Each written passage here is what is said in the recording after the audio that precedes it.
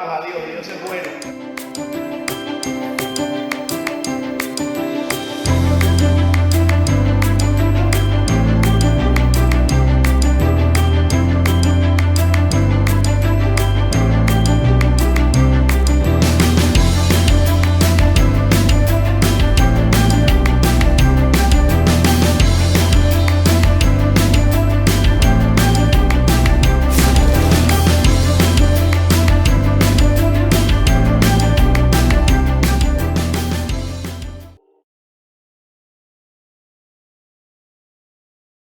En el nombre del Padre, del Hijo y del Espíritu Santo. Amén. Amén. Pedro y Juan subían juntos al templo a la hora novena, la de la oración. Y era traído un hombre cojo de nacimiento, a quien ponían cada día a la puerta del templo, que se llamaba La Hermosa, para que pidiese limosnas de los que entraban en el templo. Cuando vio a Pedro y a Juan que iban a entrar al templo, les rogaba que les diese limosna. Pedro con Juan, fijando en él los ojos, les dijo: míranos. Entonces él estuvo atento, esperando recibir de ellos algo. Mas Pedro le dijo: no tengo plata ni oro, pero lo que tengo te doy. En el nombre de Jesucristo de Nazaret, levántate y anda. Y tomándole por la mano derecha, le levantó, y al momento se le afirmaron los pies y los tobillos. Y saltando se puso en pie y anduvo y entró con ellos en el templo, andando y saltando y alabando a Dios. Y todo el pueblo le vio andar y alabar a Dios, y le reconocían que era el que se sentaba a pedir limosnas a la puerta del templo de Hermosa, y se llenaron de asombro y espanto por lo que había sucedido. Señor, te damos gracias, te bendecimos, te adoramos, damos gracias por tu palabra.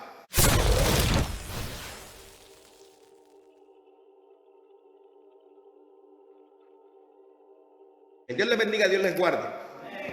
Amén. Hechos capítulo 3 está ante nosotros para su consideración y para la mía.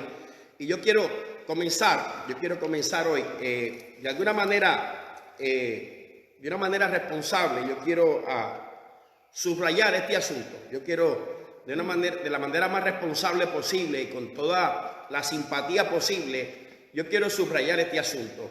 Cuando estos meses comenzaron, cuando la pandemia COVID-19 llegó a las costas de la gran nación americana, se abarrotaron las redes sociales disertando el capítulo 24 del libro de Mateo.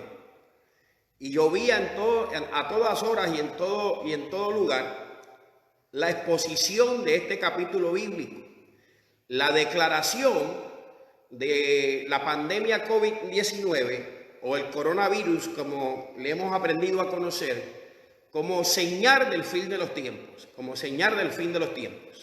como la señal de las enfermedades, las pestes que precederían el retorno de Cristo a la tierra. Esto era extraordinario en la gran manera y en la gran cantidad que se señalaba esto. No solamente ministros predicando la palabra, sino todas las personas que comentaban acerca de los comienzos, los primeros días de la enfermedad acercándose a las costas americanas.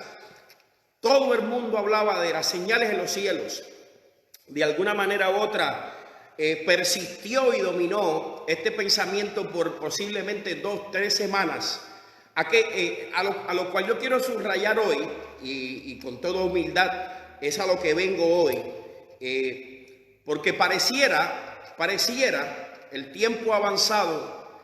Llevamos más de 2 meses en cuarentena y me parece a mí como que ya pasó de moda aquello que decía que estamos viviendo en los últimos días y que estos son señales del fin de los tiempos.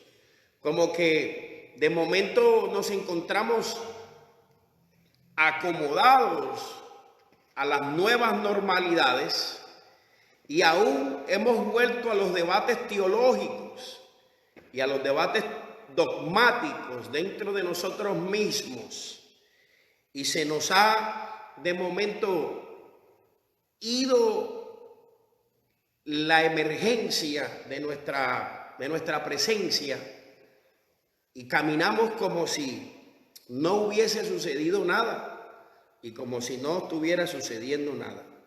Yo quiero resaltar una realidad. Yo quiero resaltar una realidad en base a lo que está escrito en la palabra del Señor.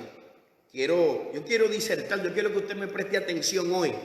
Y yo le pido a Dios que esta palabra toque la fibra de su corazón y concientice su vida hoy. Yo quiero empezar diciendo, Jesús, bíblicamente hablando, Jesús es el primero que hace mención de la palabra iglesia. Jesús es el primer maestro, el primer profeta que hace mención de la palabra iglesia. Las únicas 3 menciones de este término en los evangelios se encuentran en el libro de Mateo, capítulo 16, verso 18, capítulo 18, verso 17. En contraste, la gran parte del tiempo, Jesucristo utiliza la expresión el acercamiento del reino de los cielos. El reino de los cielos se ha acercado, y cosas semejantes a estas van a dominar en la temática de Jesús. No queriéndole dar fuerza al pensamiento del reino que hoy predomina nuestros altares y las redes sociales, sino de manera de darle continuidad a toda la profecía que había llegado hasta Juan el Bautista acerca del acercamiento del Mesías, de la manifestación del Hijo de Dios, de la mano de Dios interviniendo en medio del pueblo de Israel, y declarado por algunos profetas, no solamente para beneficio del pueblo, sino para beneficio de todas las naciones. Cristo le da continuidad a este asunto, a esto del reino de los cielos, del acercamiento del reino de los cielos, y es bien escaso la mención de la palabra iglesia, aún dentro del Nuevo Testamento. Es Cristo la primera persona que hace mención de este asunto cuando se encuentra con Pedro, o mejor dicho, reunido con todos sus discípulos allá en Cesarea de Filipo, a la falda del monte Hermón. Jesús hace la afirmación muy famosa y profética cuando dice: sobre esta roca edificaré mi iglesia y las puertas del Hades no prevalecerán contra ella. Permítanme repetirle, Mateo capítulo 16, verso 18. Jesús hace una afirmación independientemente del debate teológico, de la tradición religiosa y la nuestra, de Pedro o no Pedro. Queremos resaltar lo que Jesús está diciendo, Jesús está diciendo, sobre esta roca voy a edificar mi iglesia y las puertas del infierno no prevalecerán contra la iglesia. Las puertas del infierno no prevalecerán contra la iglesia. Permítame repetirle eso: las puertas del infierno no prevalecerán contra la iglesia del Señor. Jesús hace esta profecía o esta declaración otra vez allá en la aldea o en el lugar conocido como Cesarea de Filipo, a la falda del monte Hermón. Jesús, ante la declaración del apóstol Pedro, cuando dice: tú eres el Cristo, tú eres el Hijo del Dios viviente, Jesús reporca y dice: tú a la verdad no te lo ha revelado carne ni sangre, tú eres Pedro, y sobre esta roca edificaré mi iglesia y las puertas del infierno no prevalecerán contra ella. Mateo capítulo 16, verso 18. La descripción de Jesús va más allá de cualquier organismo visible o de cualquier organismo físico. Permítame repetirle eso. La declaración de Jesús se extiende más allá, mucho más allá de cualquier organismo, de cualquier organización terrenal, física de este mundo. El apóstol Pablo va a defender este contexto, o mejor dicho, el apóstol Pablo nos va a ayudar a definir este concepto en Efesios capítulo 3, verso 9, cuando el apóstol va a profetizar que la iglesia de Jesucristo debe ser o es un misterio escondido desde los siglos hasta la eternidad. Dios creó todas las cosas y el apóstol se refiere a este misterio llamado iglesia, eclesia, que de alguna manera u otra mística podemos referirnos a ella como el cuerpo místico de Jesucristo, como pequeños Cristos, como la gente dotada con el favor de Dios a través del Espíritu Santo. Recibimos, y el apóstol le llama un misterio escondido a través de los siglos. La iglesia no es una continuación del judaísmo. Número uno, la iglesia no es una continuación del judaísmo. La iglesia no es una institución secular. La iglesia no es una institución humana. La iglesia no es una institución gubernamental. La iglesia es la institución del cuerpo místico de nuestro Señor y Salvador Jesucristo sobre la faz de la tierra. Es la única organización en la tierra que hace actividades, que hace ejercicios aquí en la tierra que tienen repercusión para la vida eterna. Es la única organización con la autoridad suficiente para hacerle frente al príncipe de este mundo. Quiero decir tres cosas, permítame, voy por allí.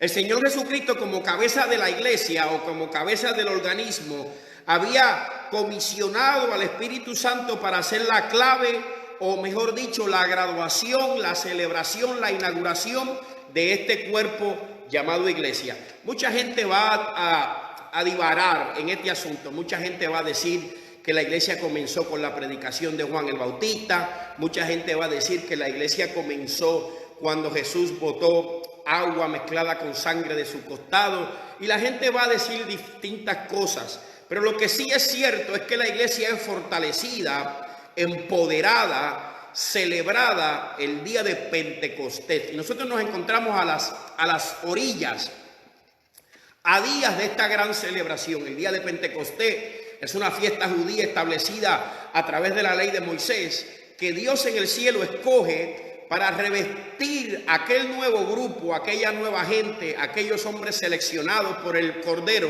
revestirlos del poder del cielo, y declara la palabra que la intención era hacerlos testigos de la resurrección de Jesucristo y enviarlos por todo el mundo a proclamar la sanidad de los enfermos, la libertad de los endemoniados, en la autoridad de Dios caminando sobre la faz de la tierra, y sobre todas las cosas el pronto retorno del Rey a la tierra. La iglesia es comisionada por el cielo y no comisionada por los hombres. La iglesia es gobernada por el cielo y no gobernada por los hombres. Jesucristo hace énfasis de esto cuando dice: no hagas nada, no salgas de Jerusalén, no prediques, no vayas a repartir tratados, no hagas misiones, quédate en Jerusalén hasta que venga sobre todos ustedes el poder de lo alto. La Biblia registra en la historia que el día de Pentecostés el Espíritu Santo se posó sobre ellos con lenguas de fuego y fueron comisionados. La Biblia dice que la gente del Ponto, la gente de Arabia, la gente de Egipto, la gente aún de África conocía la verdad de Dios en sus propias lenguas por aquella manifestación gloriosa que exhibía, que ponía en público lo que Dios estaba haciendo a través de hombres humildes, sin letra y sencillos sobre la faz de la tierra. No hay un evento más extraordinario sobre la faz de la tierra que el revestimiento del poder que tiene la iglesia, el poder de Dios caminando junto con nosotros. Por lo tanto, el acontecimiento que inauguró el establecimiento de la iglesia sobre la faz de la tierra es y siempre será el Espíritu Santo. ¿Qué yo estoy diciendo con esto? No es un juego de palabras, como muchas veces inquirimos hoy, para satisfacer las necesidades de los oyentes que tienen comezón de oír. La primera característica, la única definición que se puede admitir para ser iglesia es la persona del Espíritu Santo en medio de ella. Si no hay Espíritu Santo, no podemos ser iglesia. Esto es contundente, porque esto entonces va a declarar, esto va a afirmar y va a fortalecer que aunque hayan pasado 2000 años, todavía nuestra organización debe ser dirigida por el cielo y no por la tierra.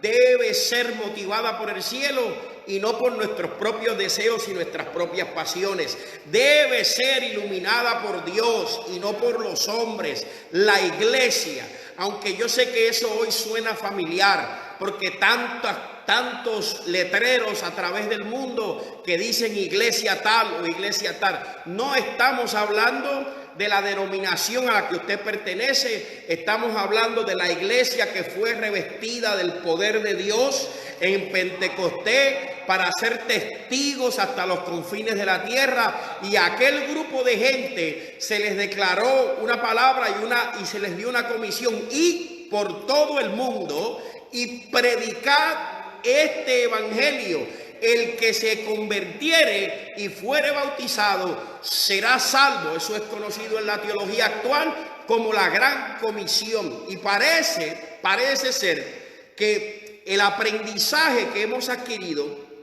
el conocimiento que hemos adquirido, en vez de acercarnos a esta manifestación y a esta realidad, nos ha alejado de esta realidad. Hoy vemos un grupo de gente llamado iglesia, mucho más influenciado por los hombres, mucho más influenciado por las modas, mucho más influenciado por las leyes terrenales, mucho más influenciado por el dinero que por el poder de Dios. Déjeme repetirle eso, que yo vine a decir algo hoy, Hoy pareciera que el conocimiento que hemos adquirido en el camino, hoy pareciera que el estudio que hemos adquirido en el camino, en vez de acercarnos más a esa realidad, ¿a qué realidad? A la realidad de que somos una institución establecida por el cielo, a la realidad de que el que va al frente de nosotros es el Espíritu Santo, a la realidad de que dice la palabra: hayan 2 o 3 reunidos en mi nombre, allí está el Señor,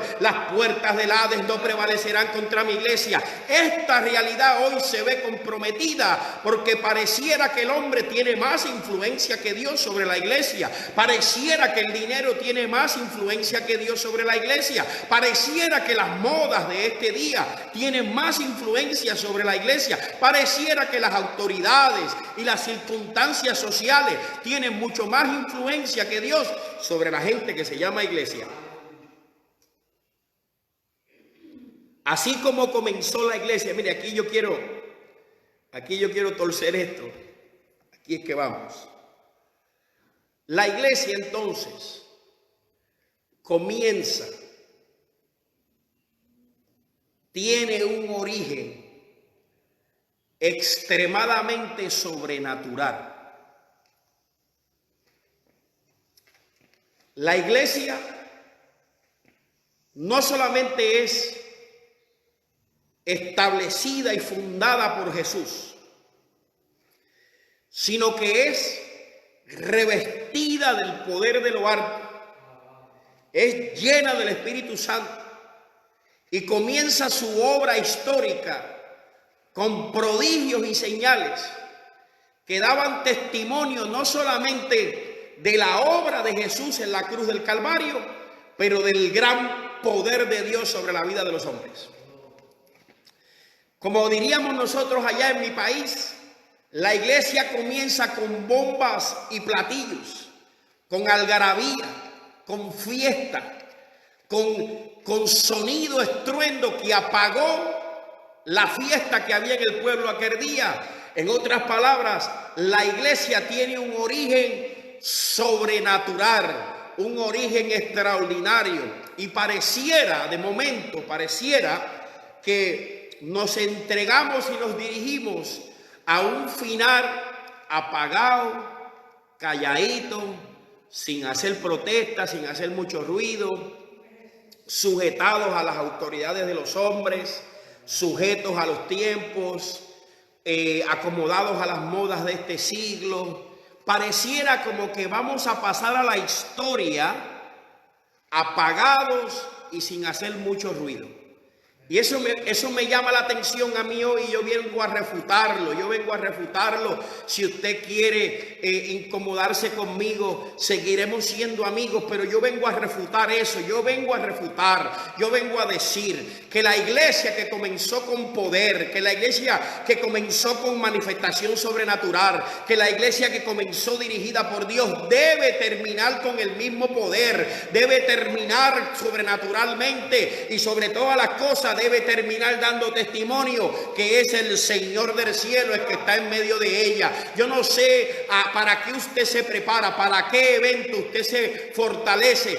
Yo no sé para qué evento usted se ejercita, pero yo me ejercito, me preparo emocionalmente, intelectualmente y espiritualmente para terminar con poder, para terminar con autoridad, para terminar diciéndole a las autoridades que es necesario obedecer a Dios antes que obedecer a los hombres. Es necesario obedecer a Dios antes que obedecer a los hombres. Yo no sé a qué grupo usted quiere pertenecer, pero yo me enamoré de esto por estos capítulos que vamos a disertar en unos minutos. La iglesia del Señor Jesús no puede tener miedo a las puertas del infierno, porque la declaración del Señor de la iglesia dice que las puertas del infierno no prevalecerán contra la iglesia del Señor. La historia nos ha dado testimonio de todos los que se han levantado en contra de la iglesia de Jesús, y todavía estamos aquí.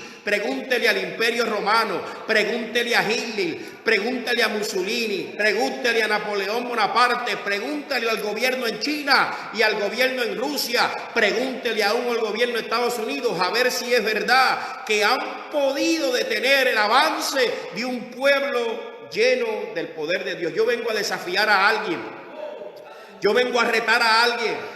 Yo vengo a hincar conciencia, a declarar aquella palabra que dice: levántate tú que duermes y te alumbrará la luz de Cristo. No es tiempo de dormir, no es tiempo de caminar al mismo son que la corriente. Es tiempo de levantarse, iglesia, levantar la mano y decir: para este tiempo Dios nos ha traído, y para este tiempo estamos aquí, para dar testimonio que la muerte no nos intimida, porque el poder de Dios nos puede levantar aún del polvo, nos puede levantar. Hace falta que usted entienda que las amenazas están allí, y que hace falta que alguien diga: hasta aquí llegamos y hasta aquí nos sometemos. Para buen entender, en pocas palabras basta. Déjeme hacerle una historia. Yo le voy a hacer una historia para que usted me entienda. Yo quiero hacerle una historia. Mire, la iglesia tiene un origen sobrenatural. El origen sobrenatural que yo acabo de predicar aquí ahora mismo. Pero también tiene un origen sobrenatural en la persecución que la iglesia ha padecido toda la historia. Toda la historia. Y yo quiero acentuar unos eventos específicos. Y yo espero que, como decían por allí, que para el buen entendedor pocas palabras basten. ¿Cuál es la estrategia del enemigo? ¿Cuál es la estrategia del diablo? Para que usted me entienda, para hablar en crudo español. ¿Cuál es la estrategia de Satanás? Para que usted me entienda y hablar en crudo español otra vez. Mire, yo quiero hacer mención de 4 cosas. Número uno. Lo primero que Satanás quiso y quiere hacer es detener la acción evangelística. Lo primero que el enemigo de las almas quiere hacer es que se detenga la acción evangelística, que la responsabilidad de la iglesia, que es predicar este evangelio a toda criatura, que es hacer discípulos para Cristo. El enemigo de las almas está interesado en detener la obra evangelística. El enemigo de las almas está interesado en detener la obra evangelística. Hechos capítulo 4, verso 1 al 4, nos regala una historia. Dice Hechos capítulo, déjeme hacerlo así. El Sanedrín, o el concilio judío de aquel tiempo, arrestó y encarceló a Pedro y a Juan por predicar y efectuar un acto de sanidad, el que usted y yo leímos. El acto que Pedro y Juan llevan a cabo en la puerta de la Hermosa. La osadía que tienen de decirle al paralítico: yo no tengo plata, no tengo oro, pero lo que tengo te doy, en el nombre de Jesús de Nazaret, levántate y anda, provocó que el Sanedrín o el concilio de Judea persiguiera a los apóstoles, llevándolos a la cárcel. Hechos capítulo 4, verso 7 acentúa: y el sumo sacerdote Anás y Caifás y Juan y Alejandro y todos los que eran de la familia de los sumos sacerdotes, poniéndoles en medio, les preguntaron: ¿con qué potestad o en qué nombre habéis hecho vosotros esto? Fíjese este asunto. La familia sacerdotal como que rodea a Pedro y a Juan y los cuestiona y les dice: ¿con qué autoridad? ¿En nombre de quién ustedes han hecho semejante obra? ¿Cómo ustedes han hecho esto? El antagonismo, mire, esto nos enseña. Yo no quiero quedarme mucho en esa porción bíblica allí. Yo quiero que usted haga conciencia y de momento recapacite y despierte. De momento usted recapacite y despierte, porque de momento, vuelvo y repito, como que nos encontramos viviendo en una comodidad a las nuevas normas, como dicen hoy por televisión, y se nos ha olvidado quiénes somos y a qué grupo pertenecemos. Como que vamos por ahí con todo el mundo, a donde va todo el mundo, a donde nos lleven, y como decían en mi país, perdóneme si usted se ofende, pero al ritmo que me tocan, bailo. No, mi hermano, mire, despierte, porque Juan y Pedro sanaron al paralítico de la Hermosa y fueron confrontados por las autoridades inmediatamente. Los rodearon y les dijeron: ¿en nombre de quién? ¿Con qué autoridad? ¿Con qué poder han hecho ustedes esta obra? El antagonismo, la oposición, la contradicción a la continuidad de la obra de Jesucristo no se hizo esperar, tomó fuerzas inmediatamente. A la altura del capítulo 3, 4 de los Hechos nos encontramos notando solamente al concilio, sino a los demás judíos haciendo fuerza en contra del avance del evangelio de Jesucristo. Es la oposición a la predicación del evangelio. Hoy en día usted puede decir o hablar de Buda, de Mahoma, de Hare Krishna, de ateísmo, de todas las cosas posibles menos de Cristo. Hablar de Cristo es una ofensa para la gente. Despierta, tú que duermes, despierta, tú que duermes. A la altura del capítulo 17 del capítulo 5, a la altura del capítulo 5, verso 17, la situación continúa, porque ahora dice de momento que todos fueron rodeados y que la repetición de las autoridades a estos hombres es: pero yo no te dije que tú tenías que dejar de predicar en ese nombre, pero yo no te mandé a decir que tú no podías seguir predicando en ese nombre, yo no te lo dije, yo no te lo advertí.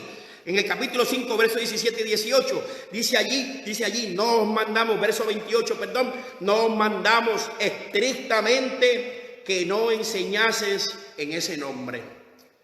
Oiga bien, el antagonismo, la intención de Satanás de detener la obra evangelística, de detener la responsabilidad de hacer discípulos, de detener la obra espiritual de la iglesia, es desde el principio de este asunto y hoy sigue estando en medio de nosotros. La próxima vez que usted prenda un televisor, la próxima vez que usted escuche noticias, la próxima vez que usted lea la información que está saliendo de los gobiernos, despierta, iglesia, porque la oposición a que hagamos discípulos, la oposición a que hagamos la obra del Señor está palpable a nuestra vista, y el que no la ve es porque no quiere. Número dos.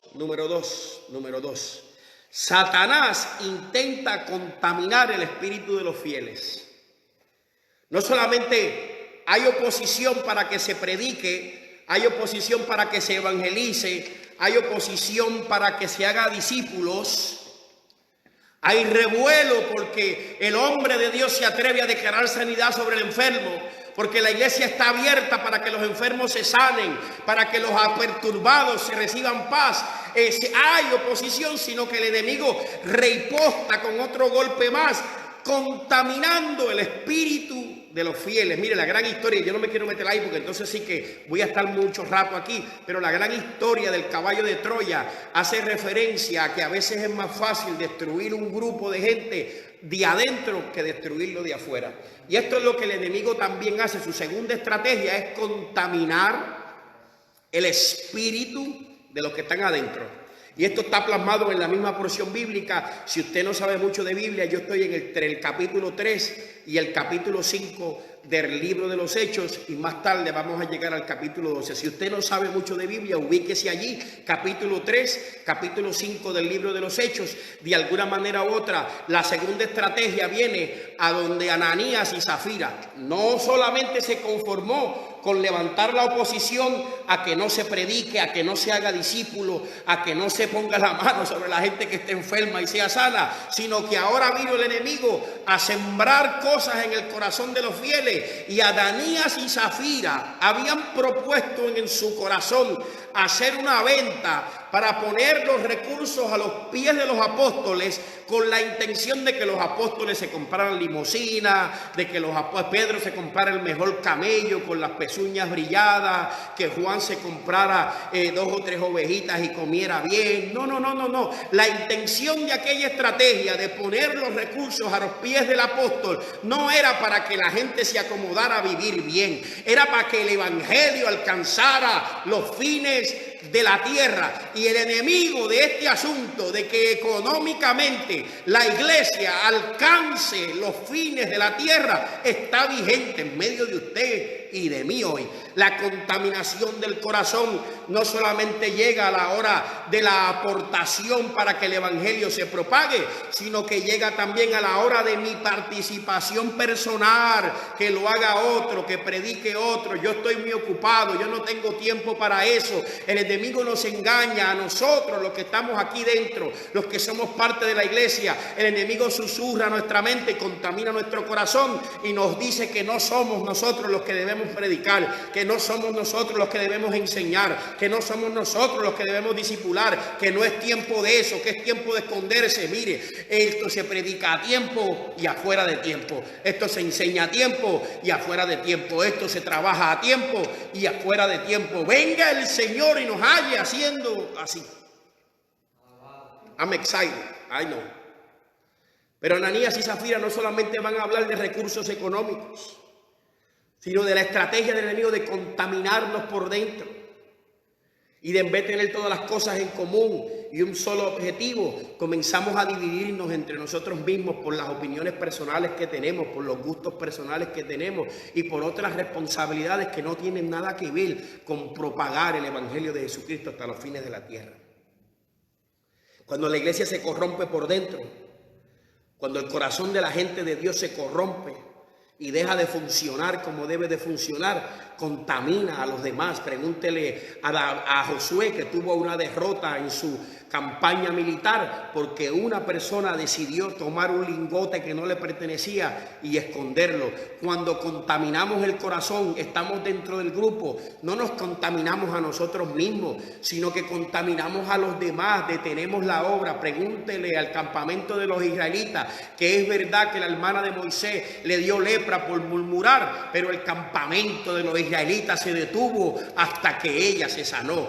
La contaminación espiritual de los hombres y las mujeres de Dios detiene el avance del evangelio de Jesucristo, pone en tela de juicio esta palabra. Hay gente que sigue murmurando y criticando este camino por causa de nosotros y no de Dios. Debemos tener cuidado. La mano de los apóstoles, si hacían muchas señales y se hacían muchos prodigios, es la respuesta al segundo punto. Déjeme decirle esto para no dejárselo afuera. La corrupción de Ananías y Zafira es semejante a la de Balaán, que no solamente surge en el Antiguo Testamento, sino que surge en la carta o en el libro de Apocalipsis. el Señor Cristo criticando y señalando el problema de una de las iglesias, diciendo: tienes en medio de ti la doctrina de Balaam, que enseña a la gente a poner tropiezo a mi pueblo, que enseña a la gente. ¿Cómo ponemos tropiezo al pueblo de Dios? Fácil, se lo voy a decir.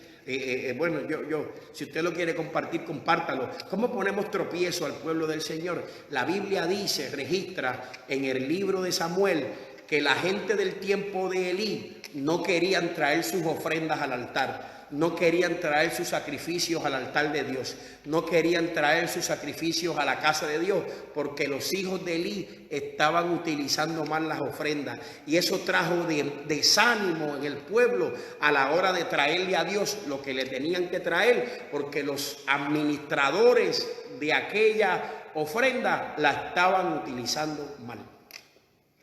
Le ponemos tropiezo al pueblo cuando le ofrecemos sanidad a la gente a cambio de 1,000 pesos.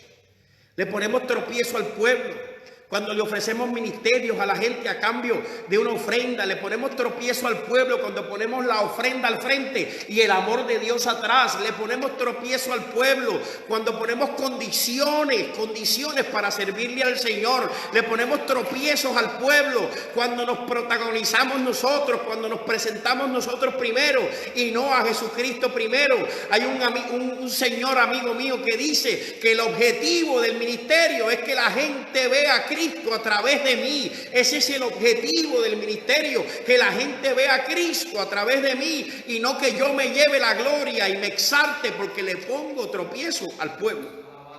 La doctrina de Balaam es la segunda estrategia del enemigo, de corromper el corazón de los hombres de Dios, de las mujeres de Dios, de los miembros de la iglesia, para que a través de ello se le ponga tropiezo al pueblo que avanza. ¿Habrá alguien que pueda adorar a Dios conmigo? Número 3, porque voy corriendo. Número 3.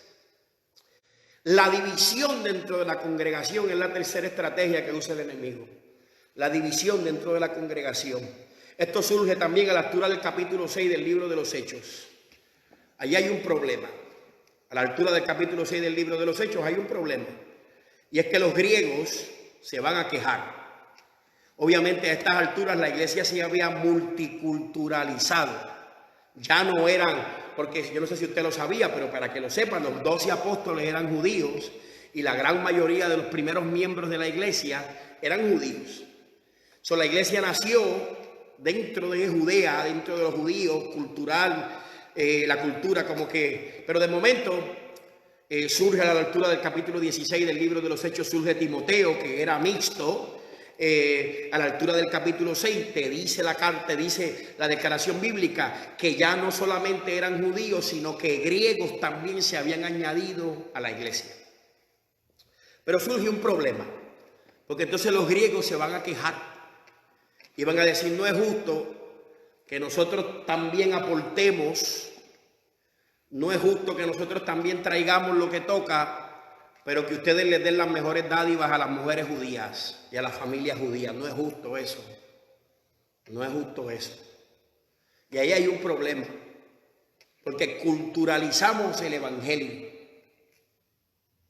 Porque hacemos decisiones basadas en situaciones culturales y nos amotinamos en grupos. Y el grupo fuerte es el que domina, y los que no son parte del grupo grande no tienen parte ni suerte en este asunto. Me convierto en evangelista y solamente predico en las iglesias grandes porque tienen buenas ofrendas. Alaba a Dios si puede ahora. Hay que decirlo, hermano, hay que decirlo. Me convierto en evangelista, agarro fama. Cuando estoy empezando, voy a un culto con 3 personas. Voy a un culto aunque no me den nada porque estoy empezando y tengo fiebre de predicar. Pero de momento me convierto en evangelista internacional y he visitado, probé lo que es predicarle a 5,000 personas y ya no quiero saber de las iglesias de 50, de las iglesias de 40 personas. No, para allá no me llamen porque estoy muy ocupado para esa gente. De momento como que se nos olvida que tuvimos un comienzo pequeño, se nos olvida que también nos tocó predicarle a 3 y a 4 y que Dios tuvo misericordia de nosotros nosotros y nos abrió puertas. Se nos olvida que de la misma manera que Dios me abrió puertas a mí para ser un gran evangelista, Dios quiere que yo mire para atrás y ayude a la pequeña iglesia que se está levantando ahora, que está floreciendo ahora, y quizás con mi presencia, con mi visitación, agarra fuerza y motivación, ayudo al pastor a motivar al grupo a que se multiplique, pero no, porque es que no son 5,000, la ofrenda no es buena. Hay que decirlo, ya yo no voy a pedir ni excusas, hay que decirlo, porque hemos contaminado este asunto con nuestras preferencias y con nuestras pautas. ¿Y hasta dónde vamos a permitir que esto siga dominando nuestros corazones y nuestras mentes? Hay división, los griegos protestan y dicen, porque nosotros no somos judíos, las mejores dádivas no nos tocan a nosotros. Pero mire lo que surge de este problema, surge otro problema. Eso está allí para la gente que le gusta la Biblia, porque a veces la gente piensa que yo no estoy hablando por la Biblia. Surge un problema, porque ¿cuál es la excusa de los apóstoles? Pero es que no es justo que nosotros dejemos la oración, la palabra, por venir a atender las mesas. Es lo que los apóstoles dicen. Aquí surgen dos problemas. Surge el problema número uno, o un problema que tiene dos vertientes para arreglárselo. Un problema que tiene dos vertientes. Número uno, el ministro se sobrecarga porque él quiere, porque no tiene confianza en más nadie, porque se cree que es el único que lo puede hacer, porque se cree que el único que lo sabe hacer bien es él, y se sobrecarga y quiere cantar, quiere predicar, quiere tocar la batería, quiere cantar el coro de la ofrenda, quiere hacer todo. Y de momento pues está sobrecargado, y cuando viene a ver, hay más de 80% de los trabajos de la iglesia desatendidos, porque está sobrecargado, porque tiene mucho trabajo y nadie más lo ayuda, no porque la gente no quiera, porque es que él, pues, para él, el único que sabe es él. ¿Y quién ayuda a una persona así? Nadie se acerca a ayudar, porque si yo me lo sé todo, si yo no quiero que nadie me ayude, porque si yo no estoy, las cosas no salen bien. Nos volvemos estrellitas de Belén en medio de la iglesia y se nos olvida que el grande es Jesucristo. Entonces la gente no se mueve, la gente se desmotiva, no quiere trabajar, porque como yo lo sé todo, yo lo quiero hacer todo, la gente no quiere trabajar. Y de momento estoy sobrecargado y no puedo atender todas las circunstancias y situaciones que surgen dentro de la iglesia. No puedo, soy hombre, soy humano, tengo límites, pero estoy solo porque me sobrecargué, porque quise, porque me creí que era especial y mejor a todos los demás. Pero está el otro filo de la espada, que hay ministros que están dispuestos a que los demás trabajen, pero la gente no quiere trabajar. ¿Quién los entiende? A donde el pastor quiere hacerlo todo el mundo quiere trabajar. Pero a donde el pastor está dispuesto a decir, pues haz esto tú lo otro, pues la gente no quiere hacer nada. La gente está muy ocupada, la gente no tiene tiempo. Esto tiene dos vertientes, pica para acá, pero también pica para allá. Porque esto es trabajo de todos. Esto es la colaboración de la gente para que esto se pueda mover, para que esto se pueda trabajar, para que esto llegue a un sitio. Tenemos que cooperar, tenemos que trabajar, pero de momento nos encontramos, como dicen ellos, cuando los griegos protestan y dicen, no, pero ven acá, no es justo, porque ustedes están repartiendo las dádivas buenas entre ustedes y las viudas de nosotros están siendo descuidadas. Eso trajo división dentro del pueblo, trajo de momento un momento conflictivo dentro del grupo, y la respuesta tampoco es muy relevante o revelante, porque no viene con una solución instantánea, sino a decir que hay otro problema. ¿Cuál es el problema? Es que estoy sobrecargado, estoy trabajando solo y nadie me quiere ayudar, o que no quiero que nadie me ayude. Alaba a Dios si puede ahora. Una de las dos está pasando y de momento descuidamos la obra del Señor dentro de nosotros mismos. Esto es importante que usted lo sepa, porque el protagonismo y el estrellato van a provocar la sobrecarga sobre la vida de la gente, la sobrecarga sobre los predicadores, los evangelistas, los pastores, y van a traer desánimo a la gente que sí quiere trabajar, que quiere ayudar, que quiere aportar, y usted no los deja porque tienen que ser estrellas como usted. Esa es la realidad. Y el enemigo trae estas cosas. Mire, la solución de ellos es fácil.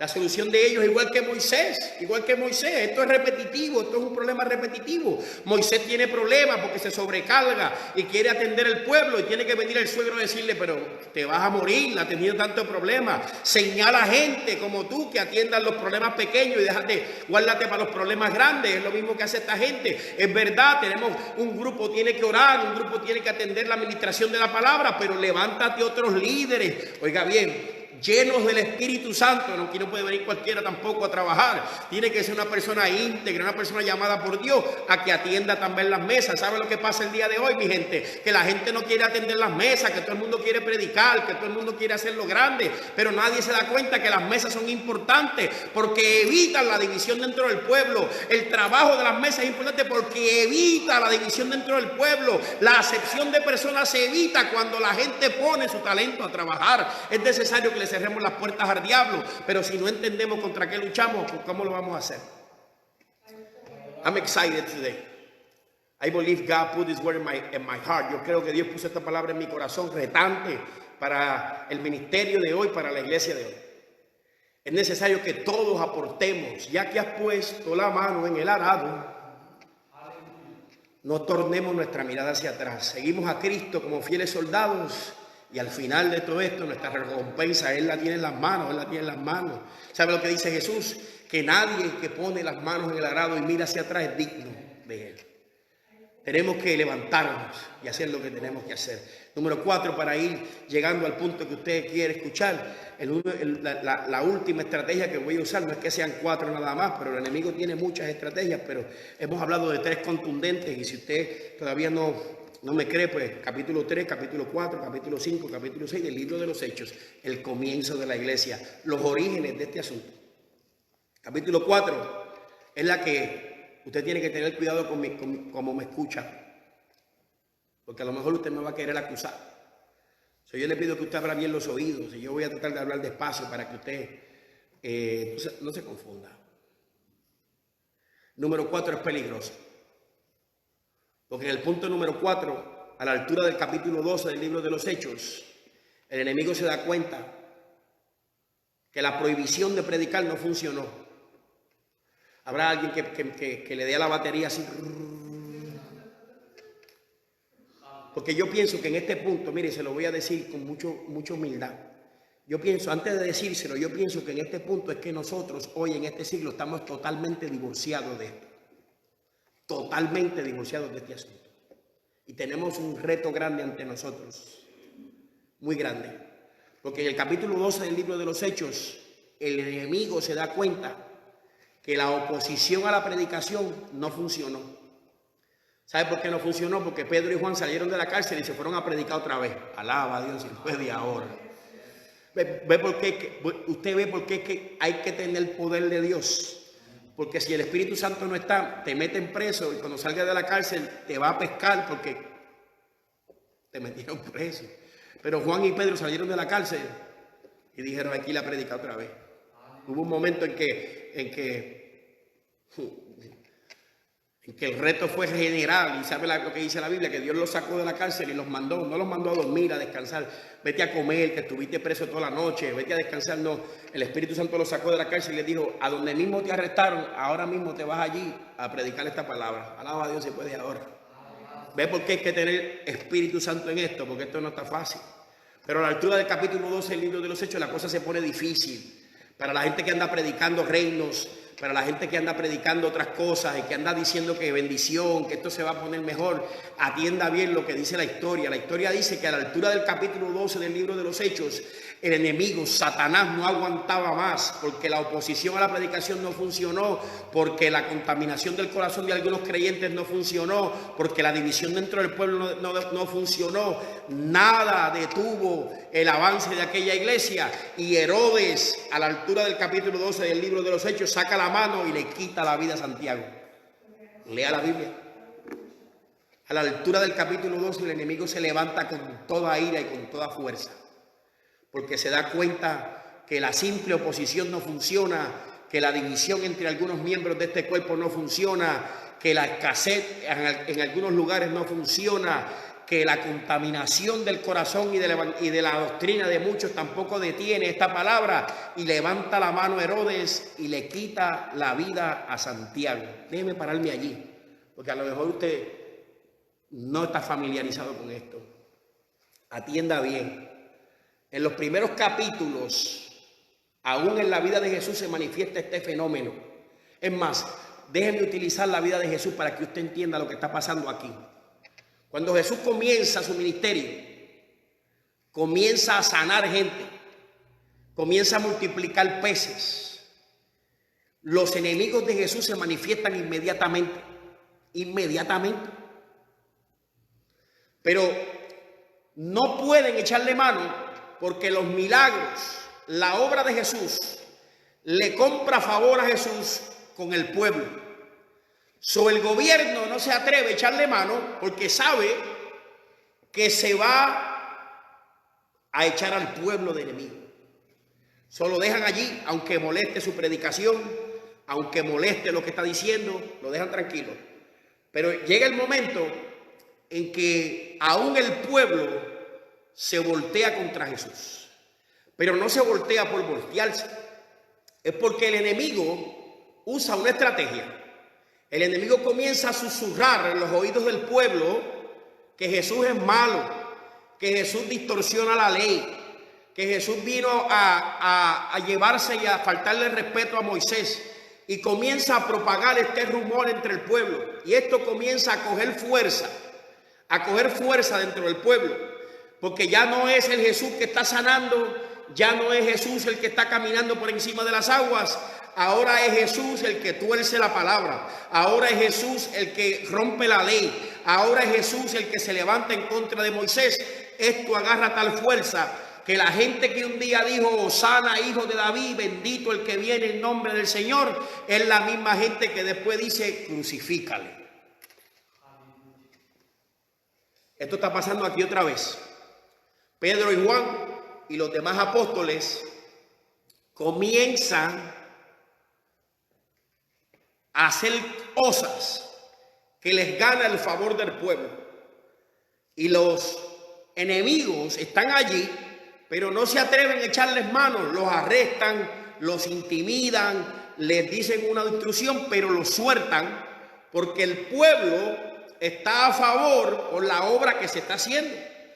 Pero el enemigo vuelve y establece la misma estrategia y comienza a regar la palabra de que esta gente tuerce la ley, esta gente no respetan a Moisés, esta gente no respetan a los profetas, esta gente son una secta, son peligrosos. Y a la altura del capítulo 12 del libro de los Hechos, la Biblia dice que Herodes le echó mano a Santiago, lo mató, y que esto agradó al pueblo. Usted no está aquí conmigo. ¿Habrá alguien que entienda lo que yo estoy diciendo? Porque el evangelio gozó en este país, gozó de una popularidad por la obra que se hacía, por el brillo que tenía, y todo el mundo respeta la iglesia y el evangelio. Pero en los últimos siglos, o mejor dicho, en los últimos años, es precisamente en los últimos 20 o 30 años, se ha ido propagando el rumor de que la iglesia no tiene misericordia, los cristianos no tienen compasión, los cristianos son insensibles, los cristianos son responsables de la división, los cristianos son responsables del problema, los cristianos rompen las leyes, los cristianos no se sujetan, y esto ha ido comprando oposición de parte del pueblo, como que ahora el gobernante busca echarnos manos porque esto agrada al pueblo. Y acuérdese que Herodes y todos los gobernantes lo que andan buscando es que usted vote por ellos. Que si nosotros nos hemos vuelto o convertido en la posición de un sistema de gobierno, usted puede estar seguro que no solamente el gobierno nos ve como una amenaza, sino que hay un sector del pueblo que crece que también nos ve como una amenaza, y susurran a los oídos de los gobernantes para quitarnos del medio. Y yo no sé qué capítulo de la Biblia usted está viviendo y está esperando, pero nosotros hoy nos encontramos ante las primeras olas de una oposición literal a que se haga y se cumpla con el ministerio de la iglesia. Y usted debe despertar, porque los gobernantes de ciertos partidos y de ciertas agendas no soportan esta predicación, pero ya hay un sector del pueblo que tampoco quiere que sigamos predicando, que también se opone a que abramos puertas y oremos por los enfermos y instruyamos a los niños en la palabra del Señor. Hay oposición, se escriben leyes, se escriben cartas para que usted y yo no podamos hacer con libertad lo que el Señor nos llamó a hacer. Yo no sé lo que usted está preparado para hacer, pero yo le invito a que usted haga conciencia y abra los ojos, abra sus oídos y sobre todas las cosas abra su corazón, porque el coronavirus no es la última señal. Yo lo advertí desde el primer día. Hay cosas que se avecinan hacia nosotros, que son bíblicas también, y que debemos prepararnos para hacerle frente como iglesia del Señor, porque yo estoy confiado en aquella palabra que dice: las puertas del infierno no prevalecerán contra la iglesia del Señor. Las puertas del infierno no prevalecerán contra esta iglesia. Seguiremos de pie, seguiremos avanzando hasta que Cristo venga. Es su responsabilidad, es mi responsabilidad predicar este evangelio a toda criatura. Alaba a Dios si puede ahora conmigo. Mire, yo voy a terminar con esto.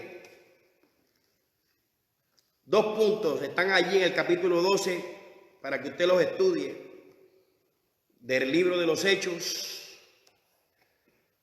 La agitación de los líderes cívicos, de los líderes políticos, provocan la pérdida del favor del pueblo hacia la iglesia.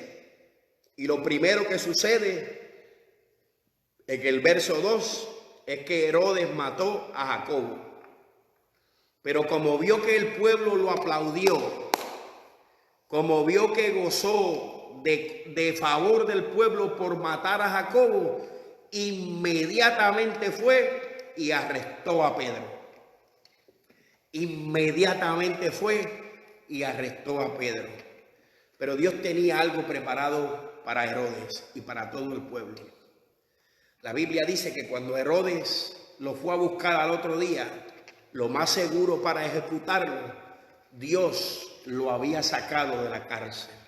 Dios lo había puesto en libertad. ¿Por qué usted no puede tener miedo? Porque en todas estas declaraciones que yo estoy diciendo aquí, en todas intervenió Dios sobrenaturalmente, preservando su obra. Y como Dios lo hizo en aquel comienzo, yo me rehúso a creer que la iglesia va a pasar a la historia con la cabeza abajo y mire, caminando como soldaditos. No, nosotros pasamos a la historia en victoria, en gloria, en poder, en manifestación de cosas, porque esta es la iglesia que Jesús compró a precio de sangre, porque dice la palabra del Señor que nosotros somos los que tenemos el ministerio de la predicación de la palabra, y hasta que usted y yo no seamos removidos del medio, el hombre de iniquidad no se puede manifestar en la tierra. Levante las manos arriba y declare la palabra del Señor sobre su generación, sobre esta generación, sobre este tiempo. Estamos en victoria e iremos de poder en poder y veremos a Dios en Sión. Estamos seguros y confiados de eso.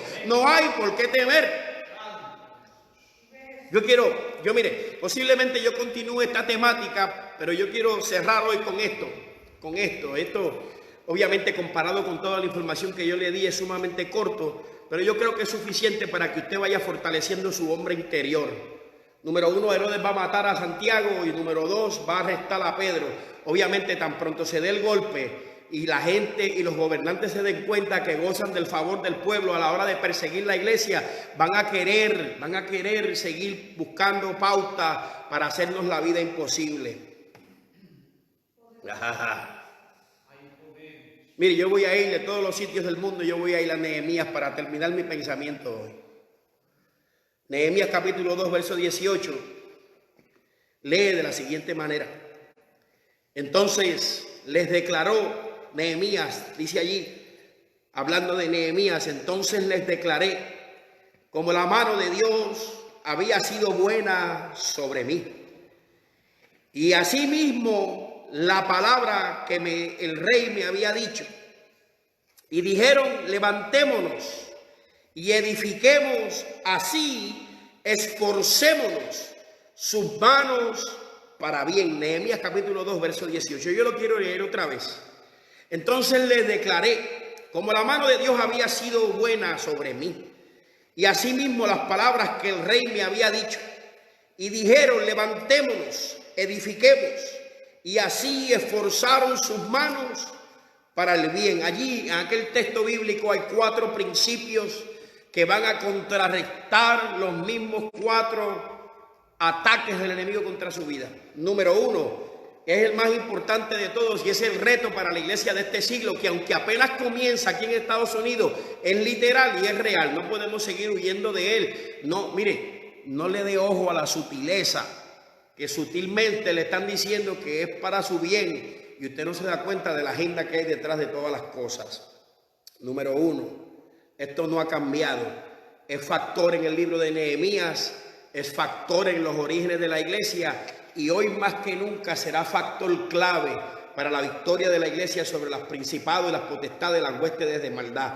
La obediencia a Dios es el primer principio que todo cristiano debe ir a buscar de la gaveta hoy y entender que la Biblia declara sin temor a equivocarse que es necesario que obedezcamos a Dios antes de obedecer a los hombres. Es necesario que usted sepa obedecer a Dios antes de obedecer las corrientes del mundo. La obediencia a nuestro Señor nace a menudo de un corazón lleno de compasión y de un corazón comprometido con este evangelio. Pastor, ¿por qué la compasión ahí? Porque si usted no se compadece de la gente que se está perdiendo, porque la palabra de Dios quiere ser limitada, usted no se puede compadecer de nada. Usted se puede compadecer todo lo que usted quiera y decir, yo le doy comida al enfermo. Los impíos saben darle comida al enfermo. Yo reparto agua en la luz. Los impíos reparten agua en la luz. Yo reparto agua en el hospital. Los impíos reparten agua en el hospital. Es necesario que este evangelio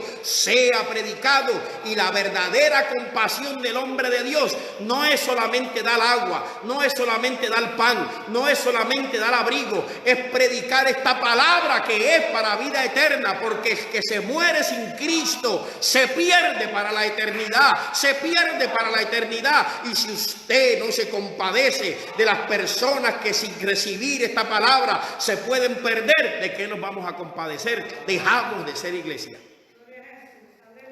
Las obras son buenas y mitigar la sed de la gente para esta tierra es bueno. Pero mire, Jesús le dijo a la samaritana, si yo bebo de esa agua, mañana tengo sed otra vez. Alaba a Dios si puede ahora. Si yo bebo de esa agua, mañana tengo sed otra vez. Pero yo te ofrezco agua, agua que mitiga la sed, agua que brota en ti para la vida eterna. Si conocieras el don de Dios y quién es el que te pide de beber, no solamente me pedirías tú a mi agua y yo te daría agua que brote en ti para la vida eterna. Es importante que usted entienda que la compasión no tiene nada que ver con aplaudir el pecado. Yo no sé, pero I'm excited today. I am very motivated today. La compasión no tiene nada que ver con aplaudir el pecado. La compasión es decirle al pecado, pecado, para que la gente sepa que es pecado y se aparte de él. Porque el que muere en pecado se pierde para la eternidad. Eso es compasión. Eso es verdadera compasión. Decirle a la gente que el pecado mata. Alaba a Dios si puede ahora. Mire, yo lo voy a decir con mucha responsabilidad y con mucha sensibilidad, porque sé que es un tiempo sensible. El coronavirus solamente tiene la capacidad de matar el cuerpo.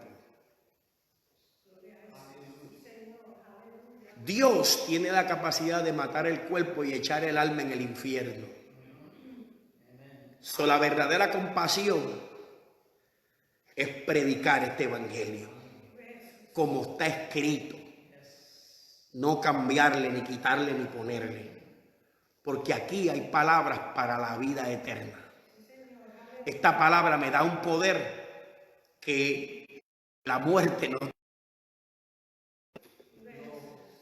Mi primer punto en contra del avance del enemigo en la iglesia y en mi vida es yo saber que tengo que obedecer a Dios primero.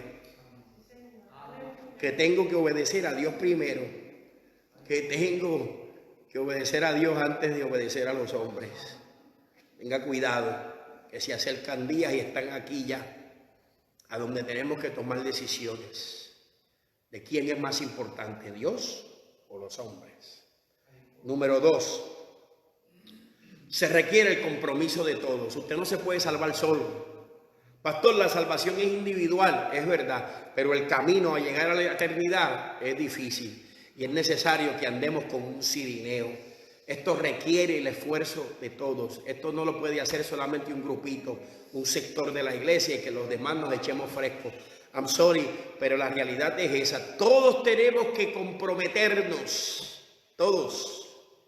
Se requiere el compromiso de todos para llevar a cabo la obra. Eso es lo que está diciendo Nehemías.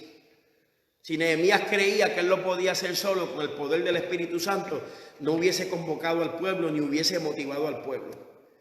Nehemías convoca al pueblo y motiva al pueblo porque Nehemías sabe que el éxito de la construcción depende del esfuerzo de todos, depende de la aportación de todos. Esto no es para ministros, esto no es para evangelistas, esto es para usted y para mí, que somos cristianos, y el compromiso de llevar esta bandera hasta la meta final no es de Pedro, porque Pedro no está con nosotros, no es de Pablo, porque Pablo ya no está con nosotros, no es de Esteban y no es de Santiago. El compromiso de llevar esta bandera, este estandarte, esta palabra hasta la meta final es tuyo y es mío. Yo no sé lo que te habían predicado, pero tenemos un compromiso con el cielo de llevar esta bandera del Evangelio de Jesucristo hasta la última meta, hasta la última consecuencia. La responsabilidad es tuya, la responsabilidad es mía.